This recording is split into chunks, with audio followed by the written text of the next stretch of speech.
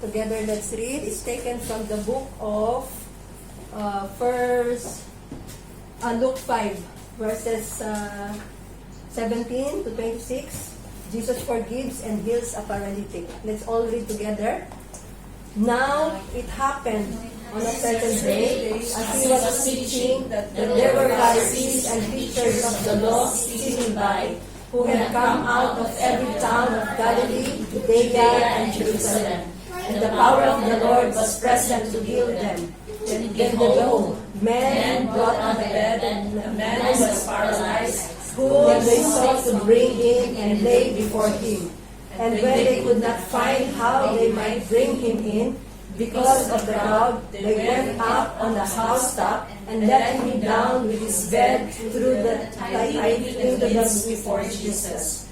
When he saw their faith, he said to him, Man, your sins are forgiven you. And the scribes and the Pharisees began to reason, saying, Who is this who speaks blasphemies? Who can forgive sins but God alone? Wait, in verse 22, But when Jesus perceived their thoughts, he answered and said to them, Why are you reasoning in your hearts? Which is easier to say, Your sins are forgiven you, or to say, Rise up and walk? But that you may know that the Son of Man has power on earth to forgive sins, he said to the man who was paralyzed, I say to you, Arise, take up your bed, and go to your house. Immediately he rose up before them, took up what he had been lying on, and departed to his own house, glorifying God. And they were all amazed, and they glorified God, and were filled with fear, saying, We have seen strange things today. Let us pray. Lord God, pinupuri ka namin. Salamat sa iyong mga salita. Purihin ka, Pang Jesus, dahil ang salita mo, Pang Jesus, ay katotohanan. At sa oras na ito, sa iyo pong paghayag ng salita sa pamagitan ko, Lord God, ihayag mo ang katotohanan. At kayo po ang magpapalaya sa amin dahil sinasabi mo sa iyong salita sa pamagitan ng katotohanan kami, Panginoon Jesus, ay lalaya. Today, Lord God, itago mo po ako sa iyong presensya at dalayan ko, Panginoon Jesus, ng iyong mga salita, Panginoon Jesus, ay itititi mo sa puso ng bawat isa sa amin. At sa pamagitan ng Panginoon Jesus, kami po ay tatanggap ng panibagong kalakasan at pagpapalan ng gagaling sa iyo, lalo higit ang kagalingan sa aming mga katawan, kaluluwa, espiritu. In Jesus' mighty name we pray.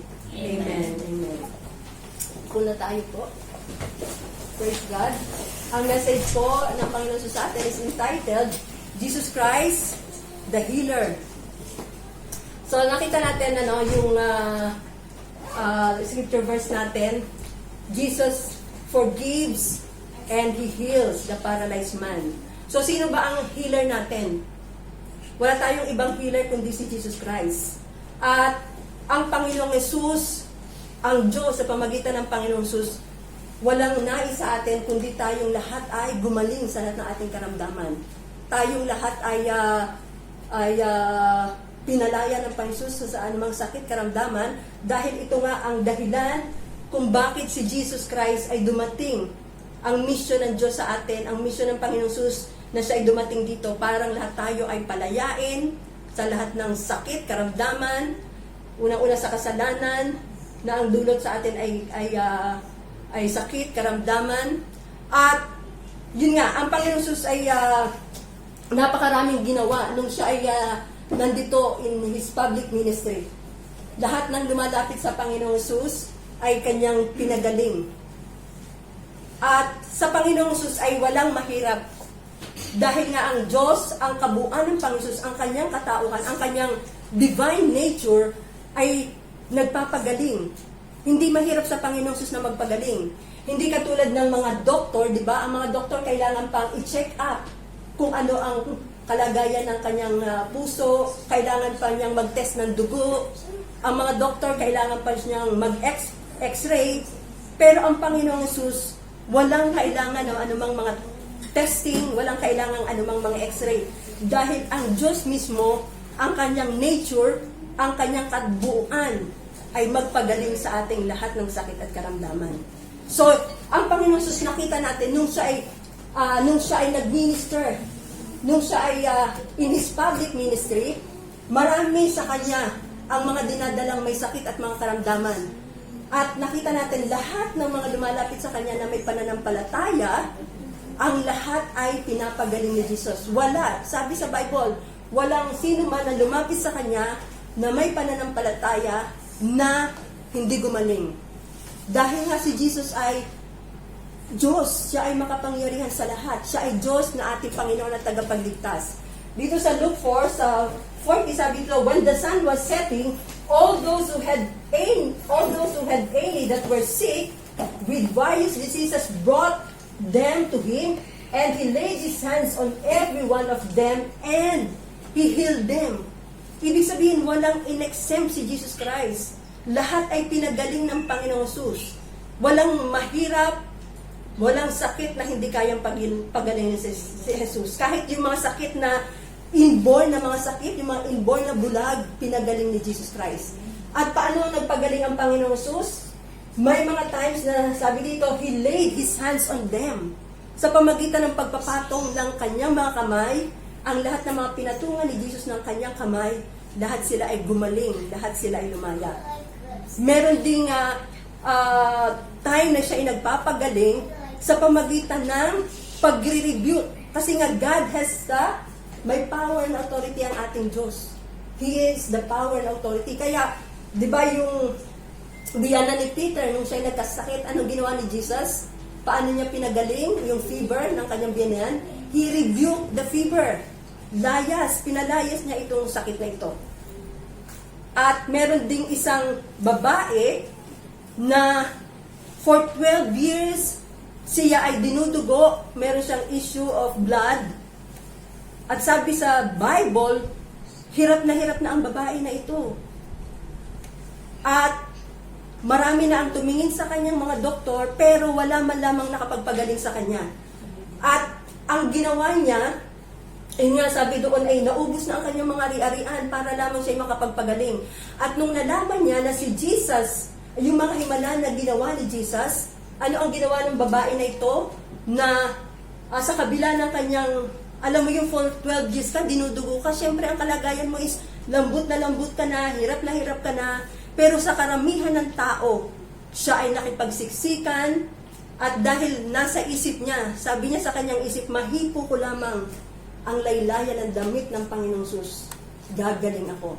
Kaya't yun ang matindi ang kanyang pananampalataya, sa isip niya, nagagaling siya, mahipo niya lamang ang laylayan ng damit ni Jesus. Kaya noong siya ay nakipagsiksikan sa mga tao at nakalapit siya kay Jesus, nahipo niya ang damit ng Panginoong Sus. Itong babae na ito na for 12 years, inaalihan ng dinudugo, ay automatic, immediately, siya ay gumaling.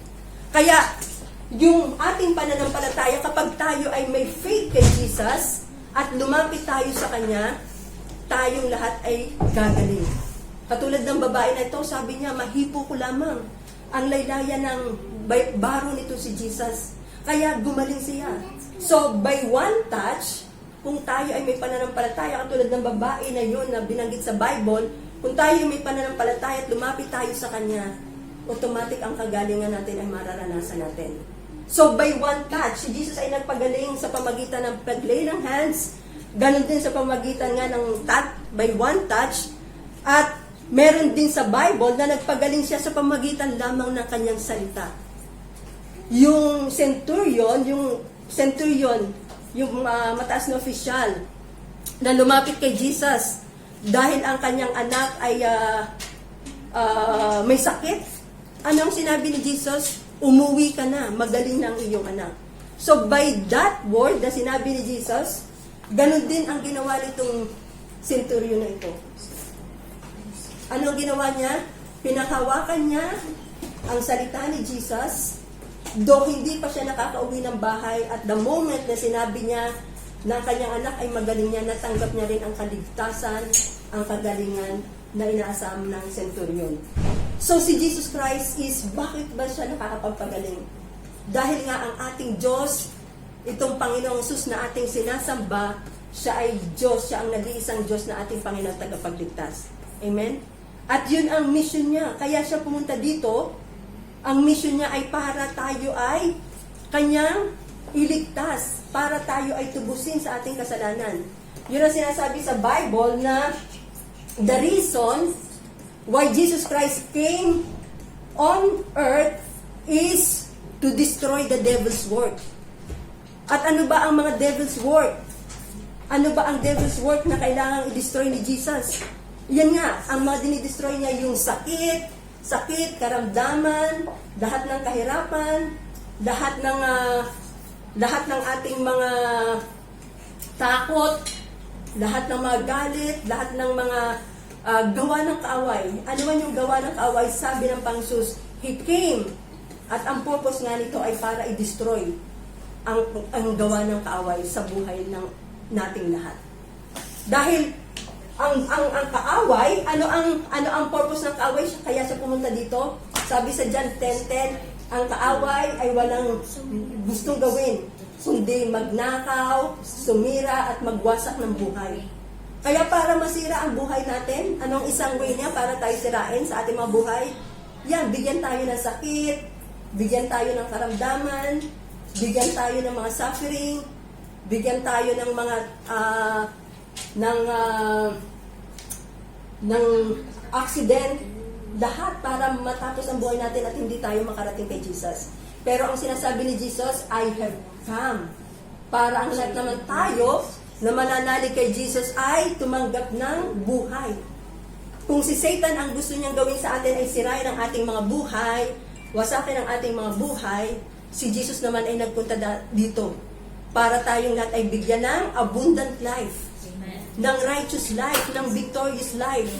At kasama na dito sa victorious life na ito, yung ating healing, yung kagalingan ng ating mga katawan, lahat ng sakit, karamdaman, lahat ng mga hinanakit, mga takot na dulot ng kasalanan. Gusto ng Diyos tayo ay malaya. Dahil mahal na mahal tayo ng Panginoong Jesus. Amen? So, paano ba ginawa ni Jesus? Bakit ba sinasabi natin si Jesus Christ is healer? Ang ating pong lahat ng sakit at karamdaman, tandaan natin, ang lahat ng ating sakit at karamdaman, ito po ay tinapos na ng Diyos. Ito ay winasak na ng Diyos. Ito ay binayaran na ng Diyos. It is a done thing.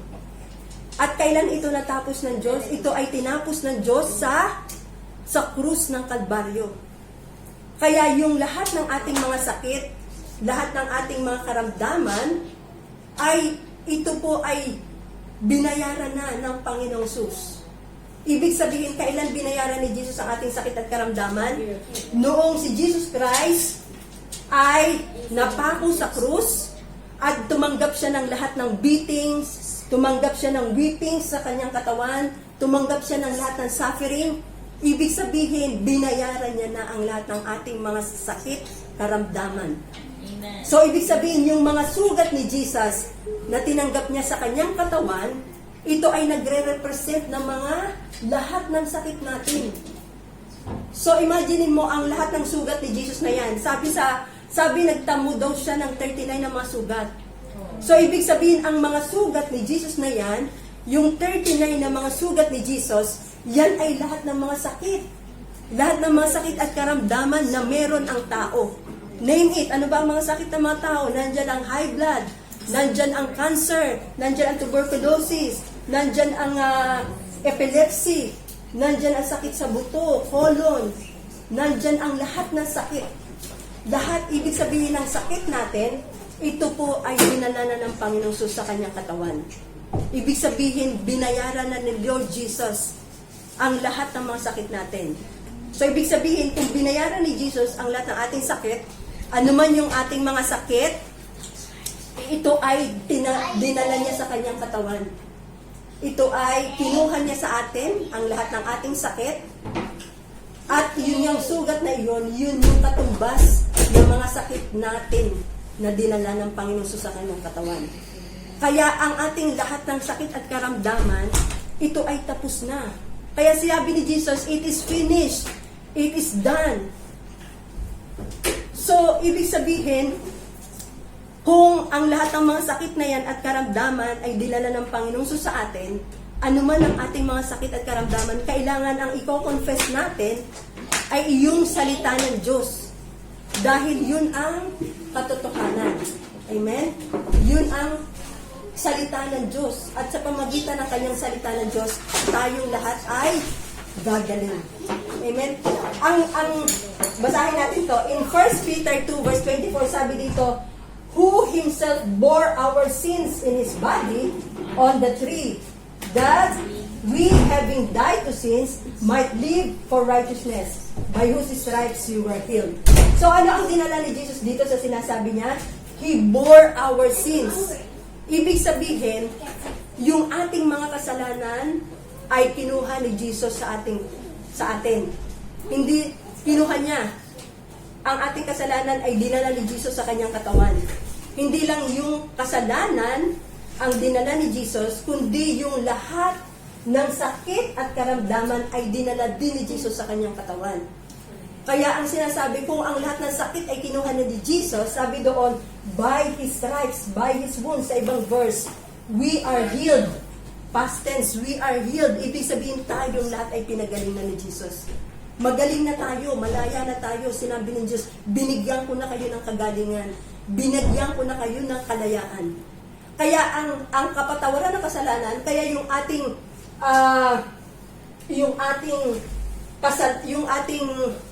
kapatawaran ng kasalanan at yung kagalingan natin, hindi natin yan pwedeng paghiwalayin. Di ba kapag tayo ay kumakain na nag-Holy Communion, meron tayong piniprepare na bread which symbolizes the body of Jesus, meron din tayong blood that symbolizes the blood of Jesus. Kasi nga, sa katawan ni Jesus, ang ating kasalanan ay kinuha niya, dinala niya sa kanyang katawan. Hindi lang kasalanan, lahat ng sakit at karamdaman ay kinuha na ni Jesus. Kaya yung dugo ng Panginoong Yesus, yung dugo ng Panginoong Yesus ang naglilinis sa atin sa lahat ng sakit at karamdaman. So, meron na tayong kalayaan sa lahat ng sakit at karamdaman. Kinuha na ni Jesus yung mga sakit niya, yung sakit at karamdaman niya na naranasan, yung kirot niya, yung mga sugat natin, yung mga sakit at karamdaman natin, yun ay mga sugat ni Jesus sa kanyang katawan. Amen? So, kung tayong lahat ay nakakaranas ng sakit, kung tayo ay nanghihina ang ating mga katawan, kung tayo ay merong meron tayong sakit, meron tayong tawag dito, anumang sakit na maaari nating isipin, wag natin i-confess na mahina tayo, wag natin i-confess na may sakit ako, wag natin i-confess na nanghihina ako. Kailangan na i-confess natin ay yung katotohanan. Kasi nga, ang salita ng Diyos ang katotohanan. At ang salita ng Diyos, ito ang magpapagaling sa atin. Kasi it's a done thing. Tapos na ang ating mga sakit at karamdaman. Kaya kapag tayo nanghihina, sabihin natin, si Jesus ang aking kalakasan. Si Jesus ang aking kagalingan. Si Jesus ang aking buhay. At sabihin natin, walang tatalab sa akin na sakit at karamdaman. Kasi nga si Jesus, ginawa na ni Jesus ang lahat para tayo ay gumaling at lumaya. Amen? So, saan nangyari ang ating kagalingan? Kailan nangyari ang ating kagalingan? 2,000 years ago. Tayo ay gumaling na. Tayo ay lumaya na. Kailan yun? Nung si Jesus Christ ay napako sa krus. Nung si Jesus Christ ay nagtamo ng mga sugat at lahat ng bugbog. Kaya, sa Bible, sinasabi doon, sa Isaiah 53:4-5, sabi ni Isaiah, sa book of Isaiah, surely, He took up our pain and suffering. Pag sinabing surely, di ba ang surely is sigurado. Ano pa ang surely? Katotohanan, totoo, walang pagpalya. Surely, pag sinabi natin surely, ito ay sigurado. Ito ay katotohanan, ito ay totoo. Surely, He took up our pain and our suffering. So, lahat daw ng mga sakit at karamdaman natin ay kinuha ni Jesus. Hindi lang sakit. Sabi sa ibang translation ay, He took our grief and our sorrow. Suffering. Kaya nung kinuha ni Lord, nung tinanggap niya yung sabi doon, surely, He took up our pain and our suffering. At ang akala daw ng tao ay siya ay pinahirapan ng Diyos, pinarusahan ng Diyos. Pero sabi doon, tayong lahat ay gumaling sa pamagitan ng kanyang sugat, tayong lahat ay gumaling. Amen? Siya ay nasugatan dahil sa ating mga kasalanan. Siya ay binugbog dahil sa ating kasamaan. Tayo ay gumaling dahil sa kanyang mga sugat. Kaya ang lahat ng ating mga karamdaman at sakit, itong lahat ay binayaran ni Jesus. Amen? Huwag tayong magkiklaim kasi magpo-confess tayo palagi ng mga words ni Jesus. Huwag yung mga negative words. Huwag yung mga words na magpapahina sa atin. Kasi nga, may power ang word ni Lord. At kapag ito ay kinonfess natin, kung anong kinoconfess natin, may power siya. So, anong iko-confess natin? Yung katotohanan. So, yan ang katotohanan. By His wounds, tayong lahat ay magaling na. Huwag nating, although maintindihan natin, may mga sakit, may kirot, pero habang kino-confess natin ang salita ng Diyos, magmamanifest ang kanyang salita. Kasi nga sabi ng Bible, confess the word of God. Kasi sa salita ng Diyos, nandoon si Jesus. Sa salita ng Diyos, nandoon siya. Kaya habang ito'y kino-confess natin, magmamanifest ang kapangyarihan ng Diyos sa atin. Magmamanifest ang kagalingan ng Diyos sa atin. Yung kanyang salita, sabi niya ay binabantayan niya para ma-fulfill ang kanyang mga salita. Amen? Katulad nitong ating binasa dito, yung Bible verse dito, di ba yung sinasabi ko na yung kapatawaran ng kasalanan at ang healing ay hindi pwede siyang paghiwalayin. Di ba yung lalaki, eto basahin ko, Luke 5:18. Then behold, men brought on a bed a man who was paralyzed. May dinala isang lalaki. At ito nga daw ay nasa bed, paralyzed. Sino ang nagdala sa kanya? 4 na lalaki. It is sinisimbolize na mga Christian. Kasi gano'n naman tayo, di ba? Tayo mga Kristiyano, tayo ang nagdadala sa Panginoong Jesus. So, itong mga lalaki na ito, they are representing tayo na mga born again Christian. Dinadala natin sila, sino mang may sakit, sino mang may lungkot, may takot, dinadala natin kay Jesus, may paralyzed. At itong paralyzed believer. At dahil nga siya paralyzed, he was a sinner, at na-paralyzed siya, at sabi dito, whom they sought to bring in and lay before him. Nais nilang dalhin sa harapan ng Panginoon. Pero, sabi dito, when they could not find how they might bring him, dahil nga napakarami ng tao, ano ang ginawa nila? Yung mga lalaki na ito ay umakyat sila sa bubungan, at doon daw they let him down with his bed through the tiling into the midst before Jesus. So, ibinabab. Ano tawag doon? Binutas nila yung bubungan, at sa pamagitan ng butas na yon, ibinaba nila yung paralyzed man na ito. So, nakita natin din kung gaano kalaki ang faith. Hindi lang nitong mga believers na ito, kundi nandun din ang faith nitong lalaki na paralyzed. Meron siyang desire na lumapit sa Panginoong Jesus. Kaya nung itong lalaki na ito ay ibinaba na sa harapan ng Panginoong Jesus, ano ang ginawa ni Jesus? When they saw their faith, sabi niya, He said to him, "Man, your sins are forgiven." So nakita natin, hindi kaagad pinagaling ni Jesus itong lalaki na ito. Ang unang-unang ginawa ni Jesus ay pinatawad siya sa kanyang kasalanan. Kaya yung ating kagalingan, hindi siya pwedeng hiwalay sa kapatawaran ng ating kasalanan. We must always hihingi tayo ng tawad para matanggap natin ang kumpletong kagalingan natin. Amen? Kaya nung ang lalaking ito, nung sinabi niya na, "Man, your sins are forgiven," hindi lang natanggap ng lalaki na ito ang kagalingan niya physically. Lalong higit ang kagalingan na tinanggap niya ay yung kagalingan na kanyang spiritual. Amen? Kaya sinasabi sa Bible, if we confess our sins, He is faithful and just to forgive us our sins and to cleanse us from all our unrighteousness. So yun ang nangyari sa lalaking ito. He was cleansed from his unrighteousness. Kaya yung kanyang relasyon na maaring siya ay malayo sa Diyos, maaring siya ay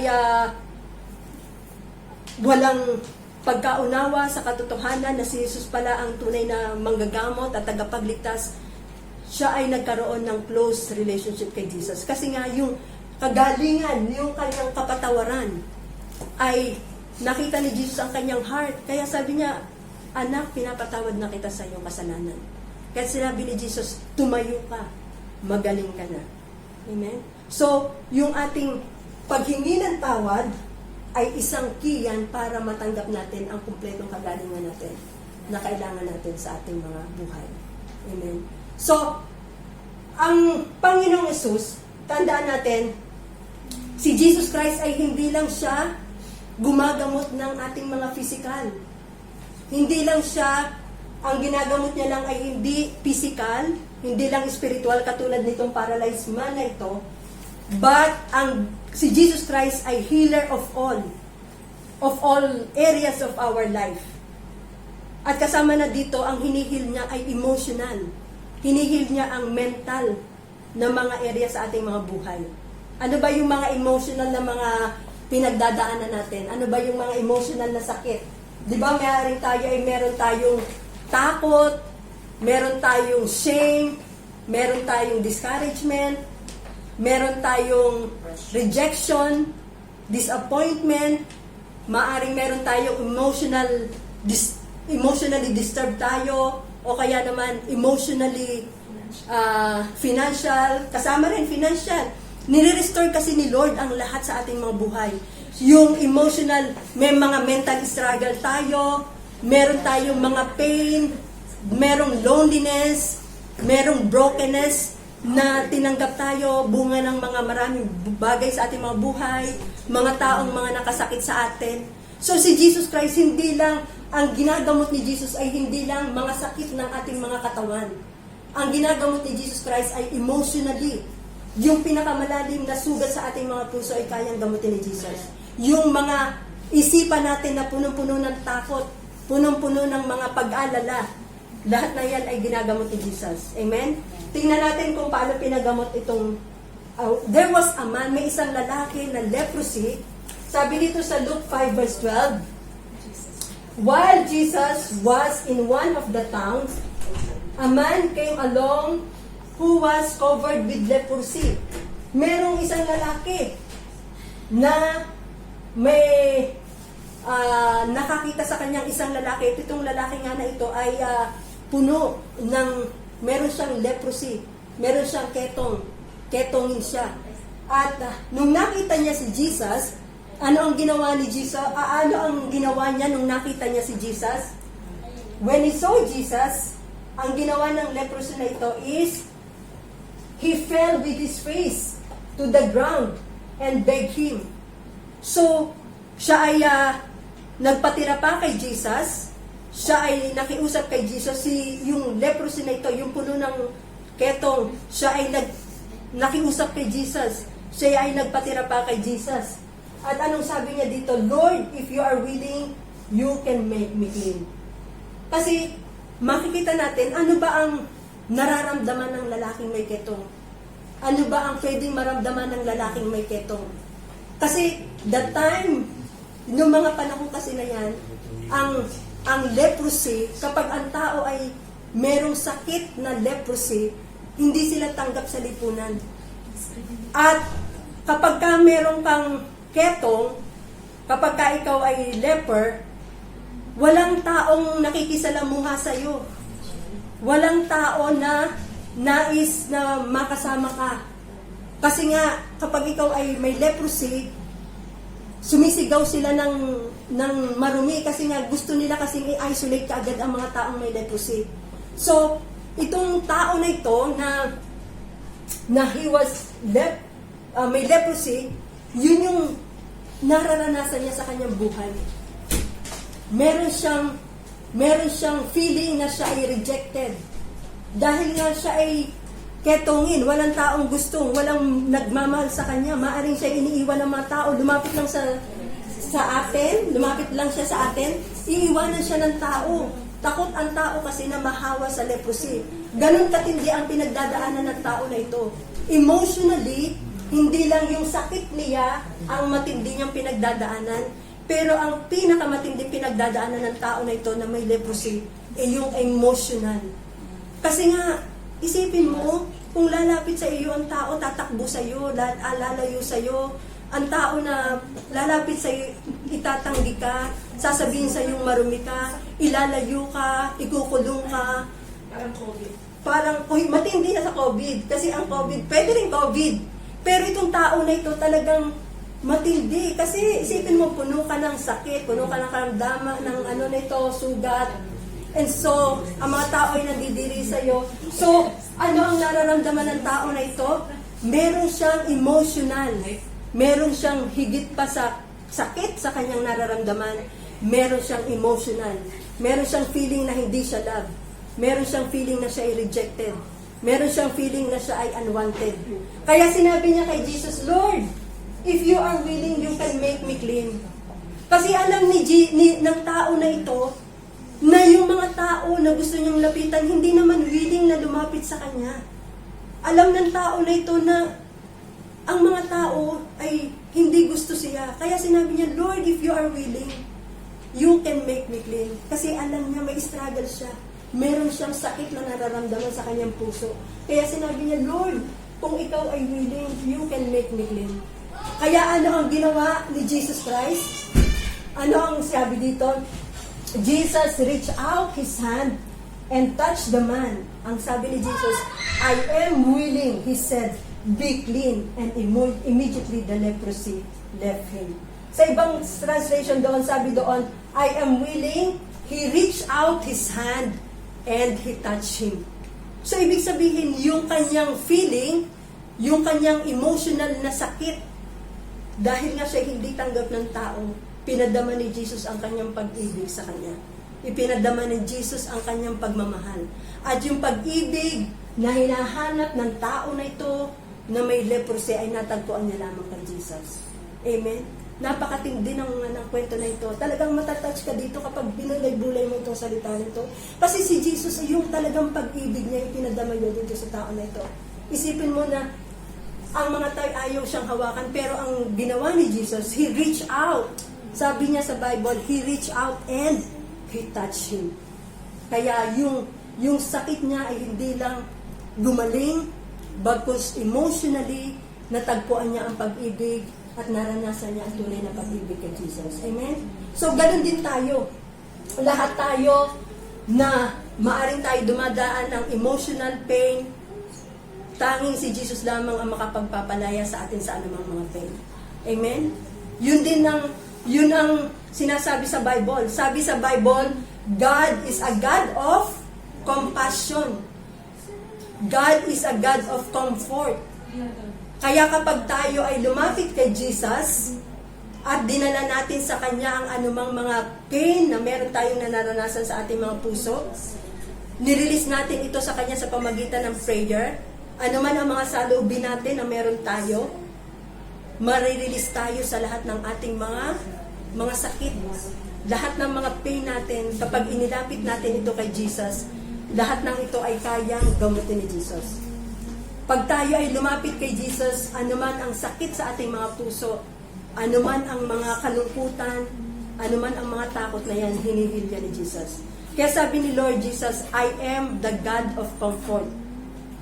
And He comforts us, sabi diyan, He comforts us in every trouble, so that tayo naman daw ay makapag-comfort in any trouble those who are sa mga taong nakakaranas daw ng trouble sa pamagitan ng comfort na tinanggap natin.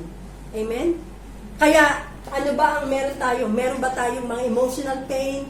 Meron ba tayong mga heartaches? Meron ba tayong mga kabiguan? Ang tanging solusyon lamang para tayo ay lumaya sa anumang mga pain sa buhay natin ay si Jesus Christ din.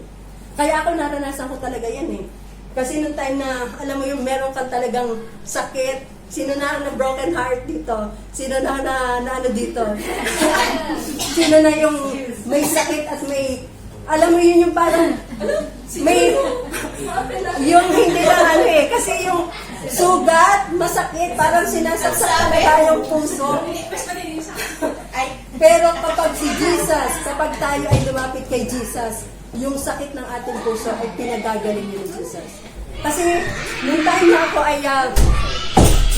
ako ay may pain sa aking puso, meron talagang sakit, naranasan ko yung hating gabi magigising ka at tutulo ang luha mo. yun ang talagang pain na masasabi mo na masakit. Kasi kapag issue na ng puso ang pinag-usapan, lahat ay apektado, di ba, sa buhay natin. Pero kapag kay Jesus, napakabuti ng Panginoon sa atin.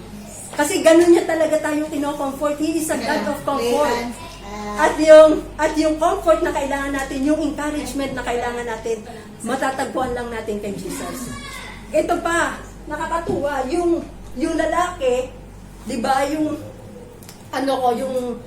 lalaki na ito, yung babae pa naman na yan, is natanggap siya dun sa trabahong pinapasukan ko.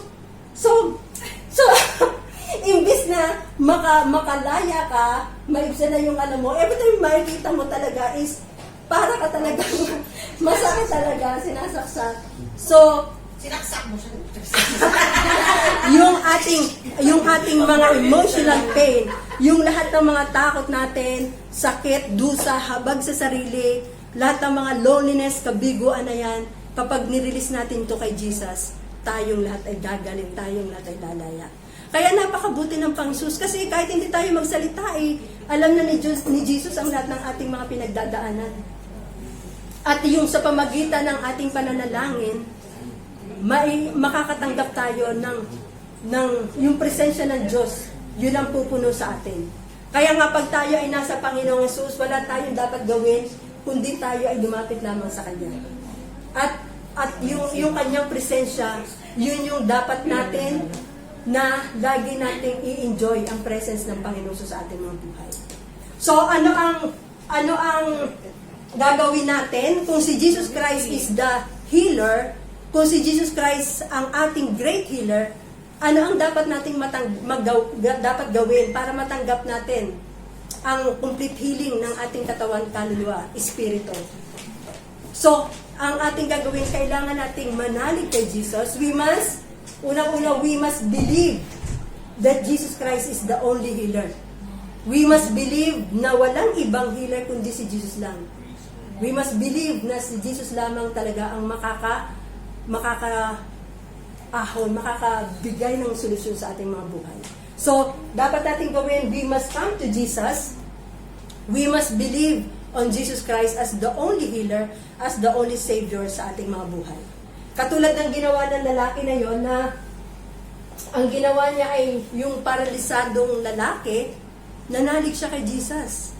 He believed on Jesus Christ as the Savior. At nung siya ay nanalig, natanggap niya ang kompletong kagalingan. So, ganun din, wala tayong ibang way kundi tayo lumapit kay Jesus. Ang nagiging hindrance sa atin para matanggap natin ang ating complete healing is unbelief. Kaya nga si Jesus Christ, nung siya ay nagpapagaling, marami siyang mga himalang ginagawa nung siya ay nandito sa lupa.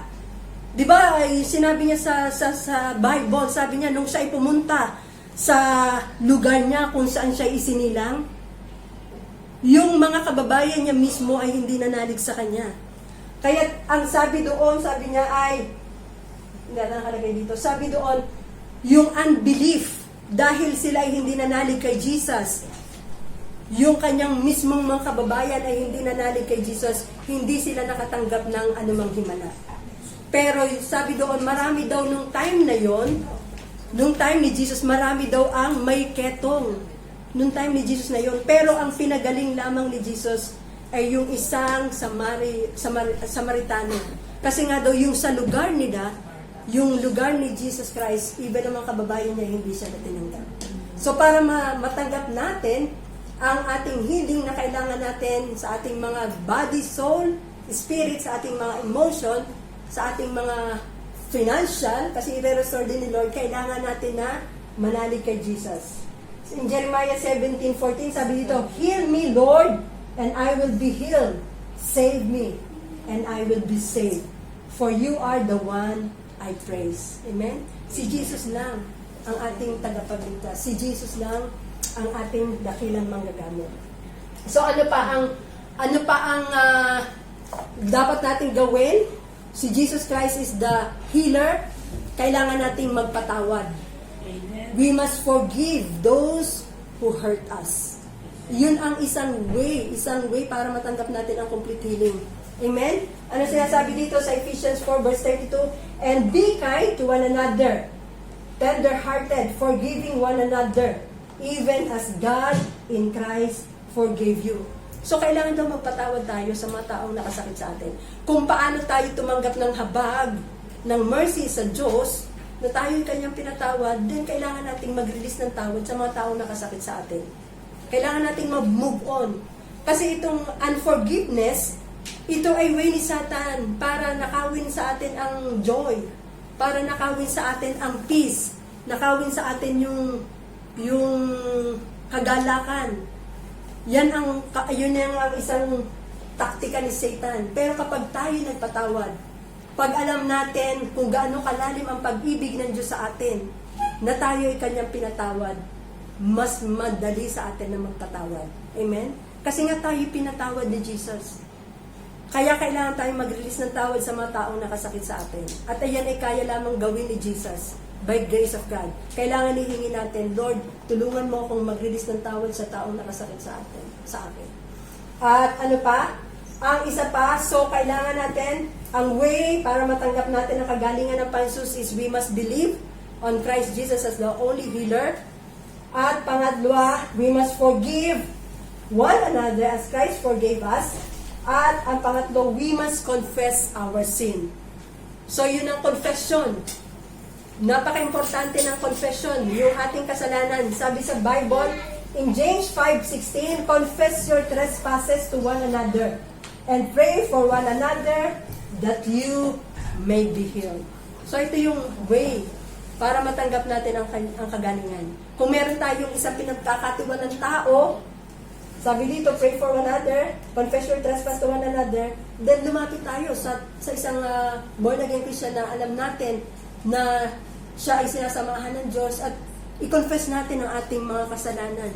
At sa pamagitan niya, or direct tayo kay Jesus. Dahil nga daw kapag tayo ay nag-confess ng ating kasalanan kay Jesus, hiningi natin ang kapatawaran sa ating mga kasalanan, tayo daw lahat ay gagaling. Lahat tayo ay pagagalingin ng Jesus Christ of Nazareth. Amen? We are healed. Kaya tandaan natin, anuman ang ating mga sakit, anuman ang ating mga karamdaman, lahat ng yan ay bayad na. Wala nang iniwan si Jesus. He already purchased it at the cross of Calvary. Kaya confess natin lagi, magaling na ako. Kaya nga yung mata ko yan, sinasanay ko, kasi malabo, di ba? Mag-confess tayo, magaling ka, hindi ka malabo. Ano pa, kapag nananakit yung mga braso mo, for example, pagod ka, maghapon kang nakatayo, kasi ikaw ay sales lady, salesman. Lord, hindi mamamanid ang aking paa, magaling na ako, dilala mo ang pananakit ng aking katawan. We must confess lahat ng ating healing. Dahil si Jesus, tanda natin, bayad na ang ating mga kasalanan, bayad na ang ating mga sakit at karamdaman. Walang itinara si Jesus sa ating, kundi ang kagalingan, pinagkaloob ni Jesus sa atin, ang kapayapaan ay binigay ni Jesus sa atin, lahat ng kalayaan ay tinamunan natin sa pamagitan ng ating pananalig kay Jesus. So kung tayo ay tumanggap ng kagalingan sa Panginoong Hesus, kailangan din natin kailangan tayo na lagi nating i-testify. Napakalaga yung nagte-testify tayo sa healing natin. Kasi kapag tayo ay nag-testify about sa natamo nating mga healing, we glorify God. Katulad, di ba, yung paralyzed man, nung siya ay tumanggap ng kagalingan, umuwi siya, nag-glorify siya sa Diyos. Kaya kapag tayo ay tumanggap ng kagalingan, ibabalik natin palagi sa Diyos ang kaluwalhatian. Ibabalik natin sa Kanyang pasasalamat. Pag tayo ay nag-confess ng ating kagalingan, gino-glorify natin si God, at yung mga taong nakakarinig ng testimony natin, marami ang naliligtas, marami ang napapagpala, marami ang na-encourage. At kapag tayo ay nag-testify ng kagalingan natin, sineshame natin ang kaaway. Tinatapakan natin ang kaaway. Amen? At tayo, dinedeklara natin na tayo ay victorious forever. Dahil nga tayo pinagalingan ni Jesus. Amen? So, tandaan natin na ang ating mga sakit ay tayong lahat ay pinagalingan ni Jesus. Hindi lang physical, bagkos yung ating emotional, spiritual, physical, financial, ni-restore na itong lahat ni Jesus. Kaya napakabuti na Diyos sa atin. Tayong lahat ay anak na ng Diyos. Tayong lahat ay malaya na sa pamagitan ng Panginoon Jesus. Amen?